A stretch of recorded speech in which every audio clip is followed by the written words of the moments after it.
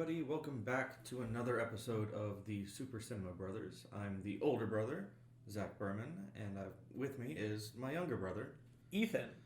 And today we're talking about Eraserhead, directed by David Lynch. Oh, good God. Now, when this movie came out in 1977, it was not popular or well received. Everyone hated it.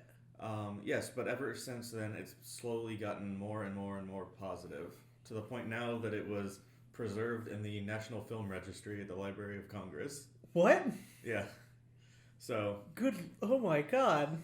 Yeah, and it was made when David Lynch was in college, and... He was in film school, and this is what he did for film school. Yeah, he started in art school, and then after he started animating some of his paintings, he decided he wanted to do film instead.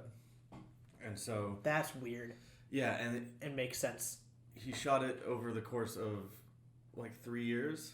I think so. And during that entire time, Jack Nance, the actor who plays Henry Spencer in the movie, he had to have that haircut the entire time. Horrible. I don't even know how to describe it. It's bad. Yeah, and I also read that, because of the production, there's scenes in the movie where someone will walk through a door, and the shot of them going into the door and the shot of them from the other side were shot a year apart. Yeah. I mean, and there's that one part that I told you about. There's that one time where there's that one small continuity error, which is probably because the things were shot a year apart, where, as it shows him walking home, he steps in a puddle with his right foot, and then when he gets home, it's his left foot. Yeah. And it's of course that's not going to be correct. It was 2 years ago. Yeah. So, beginning of the movie is interesting because it's Henry's head floating through space, and there's a planet. I just realized David Lynch really likes heads floating through space. Yeah, he did it in Twin Peaks as well. Yeah. But yeah, he's floating through space, and there's a planet. Looks like a meatball. And there's a man in the planet who's literally called the Man in the Planet. Yes, that's what he is known as. And he's pulling levers, and it makes a sperm cell come out of Henry's mouth. Yeah. And it's floating around, and he pulls some more levers, and it falls into a pool of water. And that's how we start the film. So right out of the gate, it's off the walls weird. And then it goes to a different kind of weird as it goes through a 5-minute scene of him just walking home. Yeah, and this in this weird industrial... It looks like Mad Max. Yeah. It's everything's disgusting. It looks like Fallout. Yeah, that's a good comparison. It's dilapidated, and it does not look like humanity has been there for decades. Look, it's fallen apart. But he's bringing home some groceries. I don't even know what they are. You can't. I don't think it ever shows it. Yeah, but he's got a bag, and he goes to his apartment, and the girl across the hall, which is also the character's name, says that his girlfriend called on the payphone and wanted him to come to her family's house for dinner. Yeah. And he goes into his apartment to put the groceries down, and that's when you see that his apartment's full of plants, dead plants and dirt, moss and grass that's just sitting around. Yeah, it's for all some over reason. Next to his radiator. It's all over the floor. On his nightstand, it's just a pile of dirt with a tree coming out. Yeah, it doesn't make sense. It's weird. Yeah, it's real weird. But his girlfriend's name is Mary X. Yes. And he goes to the X house, and they're some weirdos. Yeah, this but family. It also it shows another thing when he's outside the house that they have this weird garden outside where it's like plants are real weird in this world. Yeah. It's gross and awful. They all look dead.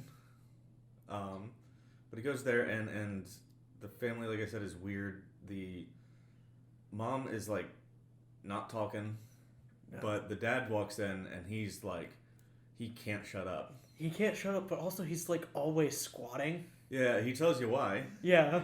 He's talking about how he's been a plumber for 30 years. And it messed up his knees. Bad. And then he tries to show you his knees, and then the mom gets upset or something. It's very strange. And yes, he's like nervous, and he looks terrified and uncomfortable, and we're terrified and uncomfortable. He's very awkward. They did a very good job of just making it the most uncomfortable, awkward scene. Yes, and then the dad, Bill, says that he's making some new kind of chickens that are man-made and tiny. Yeah. And he's like, you see him, he opens up the oven to like, he's like basting. And yeah, they're tiny chickens. They're just small chickens, like the size of the palm of your hand. And he brings them out. There's a weird thing. There's like a grandma at the house, and she doesn't move. She just sits there, blinks, and smokes. And the mom takes a bowl of salad and sits it on the grandma's lap, and then starts like using her arms to toss the salad. Yeah. And then like a ghost pottery style. Yeah. Around the. It's real weird, and then she gives her a cigarette. Yeah. So there's some things I think that he just thought were funny visuals. Yeah, that makes sense. It's just, I think it's just supposed to make it be like, what is happening in this family? Yeah. Why? But based on like Twin Peaks, you know that David Lynch has a weird sense of humor. So you can look at this in hindsight and sort of see that, like, I don't think everything necessarily represents something. Sometimes I think he just puts it in there because he thinks it's funny. Yeah. And then the chickens come out. And the dad asks Henry to carve them. And he is very confused by this. He's like, do I just carve it like a normal chicken? Because it's tiny and it's got this giant carving knife. Yeah. And he goes to do it and it starts moving like it's alive and making noise, and some disgusting liquid keeps pouring out of the back. And then the mom starts freaking out. Yeah, she starts losing her mind, like throwing a fit, and she has to leave, and Mary also leaves with her. And then that's where we get the reasoning behind coming to dinner to begin with, where the mom confronts Henry and asks if he has had sex with Mary. And he does not want to answer the question. And it is the weirdest scene because I feel like the tension in the scene does not come from the fact that she's asking if they had sex. It comes from what happens immediately after, where she just like starts trying to kiss him. She's like kissing his neck. Yeah. And then we learn that Mary has had a baby, which is confusing because to Henry, because he says there hasn't been enough time. Yeah. And that it was premature. Yes, and then she says if it even is a baby. And yeah, so basically the mom says that she had the baby and that they have to get married. And that it might not actually even be a baby. Which at first you're like, what does that mean? And then you find out. They bring it back to Henry's apartment, and it kind of looks like the sperm at the beginning. Yeah, it does kind of.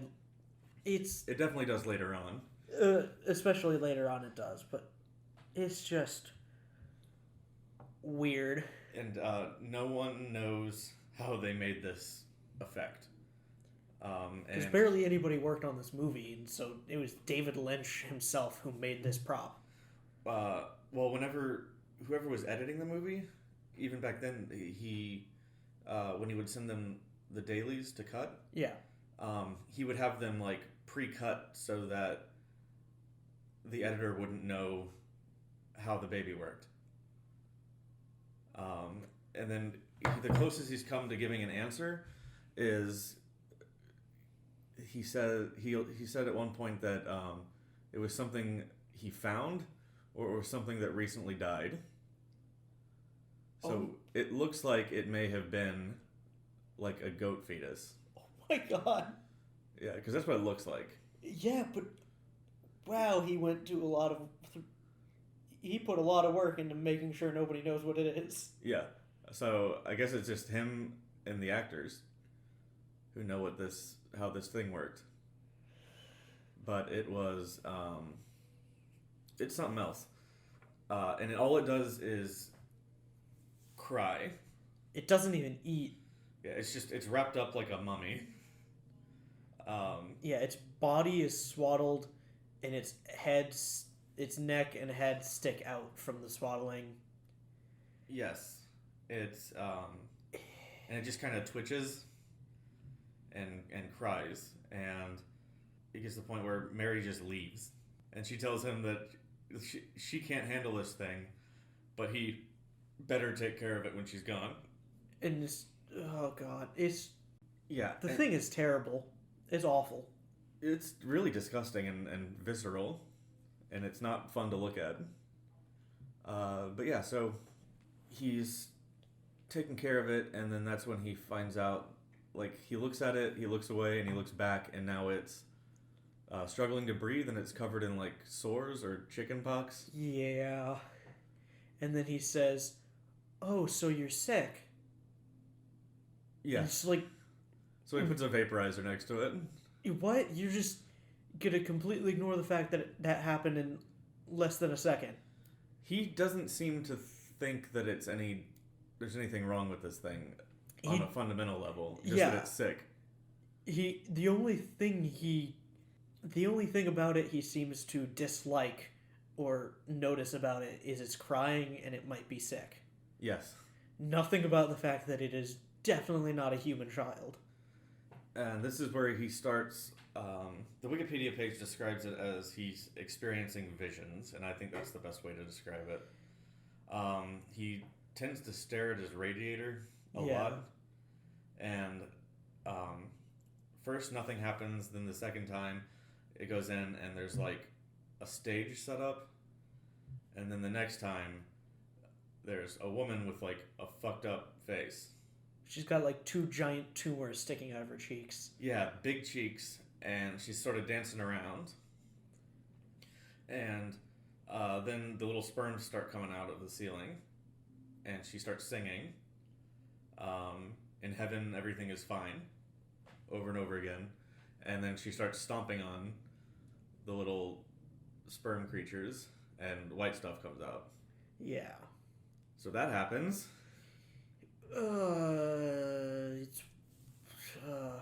Yeah, and then the lady across the hall comes over, and they have sex, but it's like now the bed is a pool, basically, it filled with water. Yeah. And then they eventually both sink into it, and then that's when Henry appears next to the stage. And his head pops off. Like they roll in this giant tree. Oh, yeah. And then his head pops off. And the baby comes out of the head. Yeah. And his head... Or it comes out of the stump on his body, because his head is still on the ground. Yeah, it comes out of his neck. Yeah. But, by the way, the head looks pretty good. Yeah, it's really good. It's like made out of clay, you can tell. You can tell it's made out of clay, like the texture and everything, but it looks like him. Yeah, it looks like Jack Nance. It looks like him, which is insane. It's a pretty good prop. It's hard to get that right, especially in a small budget. Yeah. Or no budget, basically. And so his head eventually falls it gets sucked into like a pool of blood, and then it falls out of the sky in front of a homeless man. And then this little boy comes out of nowhere, picks up the head, and runs off with it. Very excited. He's very excited about it, and he goes to a pencil factory. Yeah, and so he brings it in there, and it's a funny little bit where he's like, "Oh, let me get the boss," and he keeps buzzing the buzzer, and he won't stop. Yeah. And finally, the boss comes out, and he's like, "Would you stop that?" He's yelling at him, and then the guy just points. He's the guy who points. The guy at the front of the front desk is one of the only characters who has an actual name. Yeah. Because the boss actually calls him by a name. Yeah, it's Paul. Yeah. And so they bring the head into like a little factory room, and they bore into his brain and pull it out and stick it in a thing, and it runs around, and now his brain is the eraser on a pencil, and he writes with it, and then he uses they use Henry's brain to erase the pencil. And then there you go. That's why it's called Eraserhead. Yep. And it's something that I discussed when we watched it, where it's like, it's not the movie is called Eraserhead because of this scene. I'm fairly certain this scene exists because the movie is called Eraserhead. Yeah, it's the chicken and the egg situation. Yeah, but I'm almost 100% sure David Lynch was like, I want to call this movie Eraserhead. And then one of the people working on it said, why? He's like, because of this scene that he just made up on the spot. Except with the production, they had to have that set and actors and stuff, so it's like it had to have been planned. Well, but also, this movie took 3 or 4 years to make, Zach. Well, my theory could have been one of the last things he filmed. My theory about this is that this wasn't originally one movie.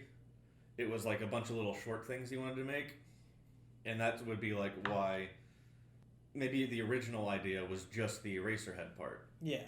And then then he had another idea for this like baby thing, and he was like, instead of just making a bunch of short films, I can put it all together into one feature-length film. So that's what I think happened with this movie, because it feels kind of like just a bunch of different ideas put into one thing. Anyway, it's this dream sequence, this vision of his head after his head gets chopped off is a pretty long segment. Oh, yeah. It's a long time where we're just like, wait, so is Henry just dead? Like, what happened? And then all of a sudden it cuts to his bedroom and he's just lying in bed. Yeah, he's fine. And it's like, so that was all... It's all like some sort of nightmare. No part of it makes you, up until that point, makes you think this was a dream. Yeah. Because at that point it's just like, okay, this is going on for such a long time. Maybe this is just real. Maybe the radiator world has bled into the real world and his head is gone. And then all of a sudden, nope, he's awake. He's fine. So he goes across the hall to, I guess, bang the lady, but she's with somebody else, and so he gets a little upset, and that's when he decides that he's gonna open up the wrapping around the baby. Bad idea. Yeah, so he gets some scissors. They're not even regular scissors, they're like medical scissors. Yeah. I don't know why he has them. Nope. But he starts cutting it open, and the baby starts screaming more than it has before. And he opens it up, and it's just a bunch of guts. And he starts cutting the guts, and then the baby's neck starts stretching out. And now it really looks like one of those sperm creatures, because it's got this long neck. And then it turns gigantic. And it's just the gigantic head dancing around the room. Yeah, it's going, like, the lights start flickering, and every time they come back on, he's in a different spot, screaming. And by the way, the head is huge. It is bigger than a person. Yeah, and then we see the planet again. And the guy starts messing with the levers, but they're like shocking him. And there's sparks going everywhere. yeah, he's like dying or something. And then the planet opens. Yeah. It kind of explodes a little bit, and then everything goes white, and he's with the lady in the radiator, and then everything turns white again, and the movie's over. And first of all, let me just say, the music he chooses for the credits is fantastic. It's like old, like early 1900s piano music. And it's like happy. Yeah. It does not fit the movie at all. It sounds like The Entertainer or something. It's so jarring having that ending. But also, another thing I want to say is that I laughed so much when I watched this movie. It's a funny movie. Some of it was like I laughed at jokes. Some of it was I just laughed because I was like, this is so weird. And it's weird, and it's like other people might not laugh at it. But I've seen David Lynch stuff, so as I just see the weird stuff, I'm just like, David Lynch, you did it again, bud. Yeah. Or in this case, you did it for the first time. Yeah, it's a lot to take in. But there's a lot to like about it, too. Like... First of all, Jack's performance, Jack Nance, fantastic. Yeah, really good. You kind of feel for the guy. Just his face all the time is so sad. The way he walks is so good, and he just is so awkward. Like during the whenever he first goes to Mary's parents' house, mm-hmm. and he's sitting on the couch, he doesn't like unbutton his suit jacket or anything, and he puts like one arm up on this really high backed couch, yeah. and then has the other one as low down on his leg as possible, and it's just kind of hunched up in that, and he did a very good job. Yeah, with a worse actor, this movie wouldn't work.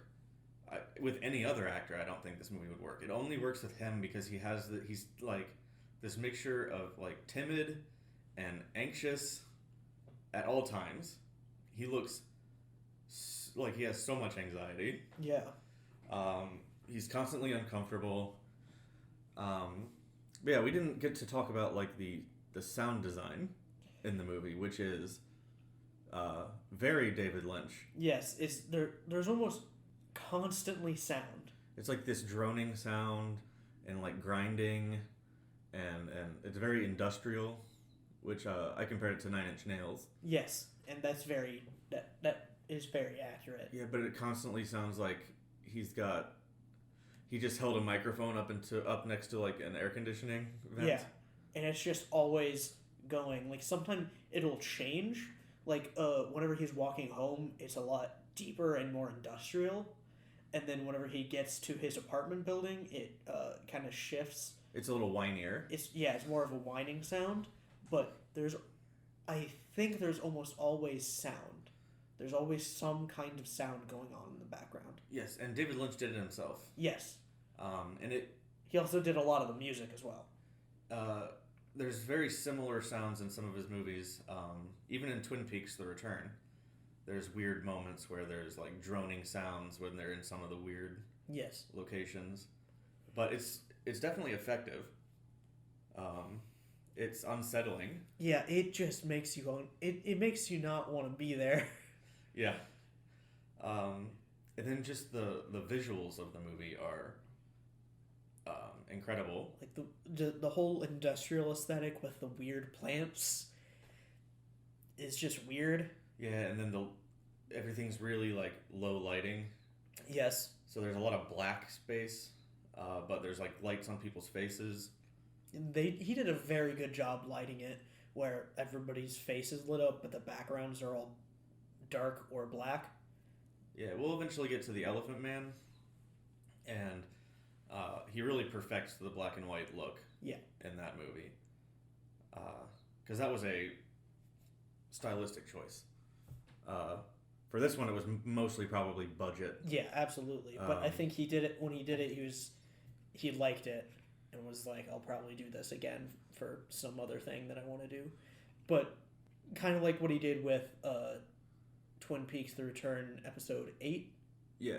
Where that entire episode is black and white, even the parts that don't take place in the past. Where, so he very much, he likes the black and white aesthetic. Yeah, I think it all has to do with lighting. I think it's very, you can get much more contrast between like the light and the dark, and yeah, he seems to be into that sort of thing. What do you think the movie's about? I have no fucking idea. Because I think it's pretty clear that it's about someone's anxiety about becoming a father. Okay, well, so yeah, there's a few things, like I don't think there's no clear like plot other than weird child. Yeah. But I do think it has some stuff to do with anxiety about becoming a parent and maybe not fully understanding what it means to be one. Yeah, so I think that's what it is, and the broadest. Yes. Now, when you get to the individual parts of the movie, I can't really tell you what any of them mean. No. But I do understand what the movie itself is trying to say. Like, I think the only and where one it came from. The only one you can really say this is what all this weird stuff means is the very first scene. Yeah. Where it's clear that that's the conception of the child, in a weird abstract way. But, like, for example, I do not understand the eraser thing. Don't understand the eraser thing. I don't understand the chicken thing. I think that was just goofy. Like, he just wanted to put that in there because he thought it was funny. It's possible. We'll probably never know. Now, I think the girl in the radiator is sort of... that represents his desire to escape. Because the first time we see the radiator, he's just, like, staring at it, and there's no vision, nothing supernatural or anything weird. Yeah. He's just staring at it, and I think that's just sort of him, like, he stares at the radiator and goes away into his mind. And then I think the girl comes out and she says, in heaven everything is fine, sort of representing, him going away from what's giving him anxiety, which is the child. And then the child keeps seeping into it. Yeah, and I think maybe the end where he's, like, with her, either he's come to terms with the anxiety, or he's found some sort of peace within himself, maybe. So that I kind of think makes a little bit of sense, but I still cannot grasp what the hell the Eraserhead thing is. Yeah, and again with the woman and the radiator, what is up with her face tumors? Yeah, that's weird. I don't understand. It could just be a weird visual to show, like, this is not reality. That's possible. It's just... And I think he has anxiety about sex. Because of how uncomfortable he is when the mom asks him if he's had sex with Mary. Yeah. Which could just be he's awkward about it because it's the mom asking him about... Yeah, and I think maybe that's why whenever he has sex with the girl across the hall, it's like a pool and they, like, sink into it. Yeah. I think it's him being overwhelmed by it. And I don't... Maybe the Eraserhead thing could be, like, with all of his anxiety and everything, he has all this, like, stuff in his head. And he's sort of fantasizing about putting that to some sort of use. Yeah. But yeah, it's a lot to take in. It's an experience. It sticks with you, too. Like, This was only the second time I'd seen it, and I hadn't seen it since like high school, and it was still like so many things were fresh in my mind after having seen it 10 years ago. And it's also weird because, like, when I was watching it, as we were going through, I just asked Zach to pause it, and when he did, it was halfway through. It did not feel like we were halfway through. It felt like we were just at the beginning, because it's nothing happens, which you would think makes it feel like it's going forever, but there's just so much weird stuff that is there. Every single shot in the movie has something weird to look at. There's some sort of weird noises going on. There's something to grab your attention. Yeah. And it never feels like it's pretentious, which a lot of art house movies can. And which was a lot of complaints about it when it first came out, was that it was pretentious, but I don't personally feel like it is. It feels like a man's vision. Like, it's... When you watch a David Lynch movie, even if you don't understand it, the sincerity that he puts into all of his movies, I guess, is... You never feel like he thinks he's better than you. No. He's just like, here's these ideas I had, look at them. And it also comes up back to, or not, it's just an idea that I generally have about David Lynch stuff. That's like, I don't know if he understands his own movies, but I know that what he makes is what he wanted to make. Yeah. He has ideas. He's not just coming up with things on the spot. It's like things that he does a lot of thinking a lot. He's very sort of introverted. Yeah. And,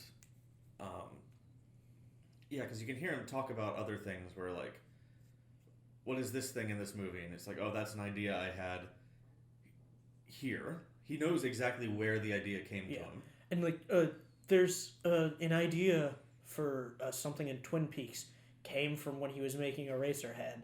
The woman who plays, I can't remember her name, but the woman who plays the log lady in Twin Peaks. Yeah. She was assistant director on Eraserhead.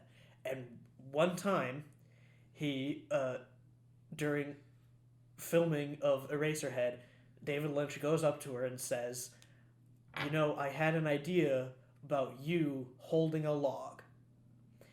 And then years later, she became the log lady in Twin Peaks. Yeah. So the log lady was just something that he was like, you know that assistant director? What if she was holding a log? Yeah, he talks about the Red Room in Twin Peaks. That idea, he said that one day he was leaning on a hot car, and the idea for the Red Room just appeared to him fully formed. Yeah. And that's what I like about his movies. It's just, they're very clear ideas that he had. I don't know what they mean, but they're fun to look at. And that's basically all of his movies summed up. Where it's like, he knows what the idea is. He might not even know what it means, but it's there. He's not just sitting there trying to be like, what's the weirdest thing that I could put in this movie? Now I'm just thinking about, how weird is it that he got to make Twin Peaks? This, like, weird soap opera show. Well, people loved The Elephant Man, and people loved Blue Velvet. And so they were, like, looking for somebody with that kind of reputation to do a TV show. And Mark Frost just came up with maybe the weirdest show I've ever seen. It's bonkers. Everything he does is... Well, Elephant Man is so different from Eraserhead. It's a pretty normal movie. But Blue Velvet's weird. Mulholland Drive is really weird. There's one movie I haven't seen, Inland Empire, with Laura Dern. It's just impossible to find. He's done, like, what, 4 things with Laura Dern? Yeah. Wild at Heart, Blue Velvet, Twin Peaks, The Return, Inland Empire. So yeah, 4. But yeah, he tends to work with a lot of the same people. Yeah. People love him. Like, you hear the cast of Twin Peaks talk about him, and everyone loves him. He's just a great guy. He seems like such a nice man. A weird man, but such a nice man. Yeah, did you ever see one of the ways he marketed Inland Empire is he set up a big poster with Laura Dern on it, and he sat on a street corner in Hollywood with a live cow. What? Yeah, it's real weird. Real weird. David Lynch. I don't understand you. Well, he's still doing his weather report and number of the day. Not sure why he does either of those, but I love it. Yeah. One thing I do love is what the last thing he did was What Did Jack Do, wasn't it? That was actually old. That was old? Yeah, I think that was from right before Twin Peaks: The Return. So the last thing he did was Twin Peaks: The Return. Is he doing anything at all? There's been rumors that he's working on a Netflix show. That'd be interesting. But he hasn't confirmed it, but he's also seems to be avoiding saying anything about it at all. So I would say probably working on a Netflix show. That's my guess would be that it's still in like the very early stages. Yeah. But yeah, hopefully we get some more David Lynch stuff in the future. He could still do a couple more movies. It is so weird for me to say this, but I love What Did Jack Do? Yeah, if you haven't seen that and you're listening, it's a Netflix short film where he's interrogating a small monkey that also talks with his voice. It's like there's been a murder at a train station, and so they're in this small room. David Lynch is sitting at it. They're both sitting at a table. One side is David Lynch. One side is Monkey, whose mouth is David Lynch's mouth. And they just speak in weird phrases that don't mean anything. Yeah, it's nonsensical dialogue that sounds like cliche things somebody would say in like a noir movie. And then there's... Never mind, I don't want to spoil that. Yeah, it goes way out there. See, because something I will tell you is that if you're like me, the second you get bored with this short film about people not saying anything to each other, something happens that draws your attention back in. It's not two people talking to each other, it's two people talking at each other. Exactly. Neither of them is really saying anything of any consequence. But it's just... But yeah, I think it was a chicken that got murdered, right? Yes, it was a chicken's been murdered at a train station, and so he's interrogating a monkey. Jack the monkey.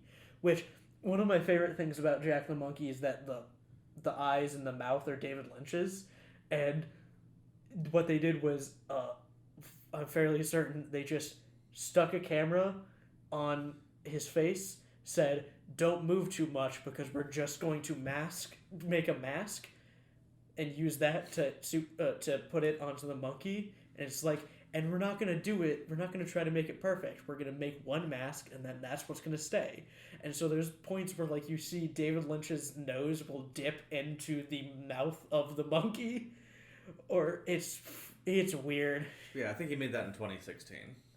Yeah, but it's fun. Yeah, it I love it. Is. But yeah, so that's what would you rate out of 5 Eraserhead, if you even can? No. It defies rating? It's not rateable. Like, I cannot rate What Did Jack Do? I cannot rate Eraserhead. Well, because if I used standard things to rate a movie, it would be 0. This is not a good film. It's not. It's an art piece. It's not a good movie. It's a thing to look at. It's what I think I said was, it is not a movie, it is a moving picture. Yes. It's that's what he describes it as too, as a moving painting. Yes, which is, yeah, I was going to say that, but like, I specifically wanted to use moving picture because that's what. Yeah, but that's how I would describe it. Is it's not a movie; it's a moving picture. So I would not rate it as a movie. It's interesting. It's fun to watch. Yeah, that's where I used to be, but now having seen it again, after seeing a bunch more David Lynch stuff, I would be actually comfortable giving it a 5 stars. It's completely unique. Yes, absolutely. There's nothing else like Eraserhead. The other things I've seen from David Lynch, other than like the back half of Twin Peaks episode 8, they're at least a little bit normal. They at least have a little bit of like a story and like a normal story arc. Not Eraserhead. Eraserhead just exists. Yeah, that's very true. He kind of focuses more on things that are more plot driven later on. Yeah. But time to do a Hat movie. A whole bunch of movies came and went from all the streaming platforms recently. So I don't know if they'll be available to stream. But we'll see what we got. Ooh, this is a fun one. I haven't seen it in such a long time. What is it? Jupiter Ascending. Yeah. Yeah. Because I remember you told me you specifically wanted to do that one. Yes, I specifically wanted to do this one because I remember watching it when it first came out. I do not remember anything about it, though. I kind of love it. It is another movie that I can't really compare to anything else. I remember... The only thing I remember about watching it when it first came out is that I actually enjoyed it. Yeah. But I don't remember anything else about it. It's bonkers. But I really like the Wachowskis and pretty much everything they do. I always forget it's the Wachowskis. Yeah, and so I am definitely excited to do Jupiter Ascending. Yeah. And so we'll see you next time, guys. Woo!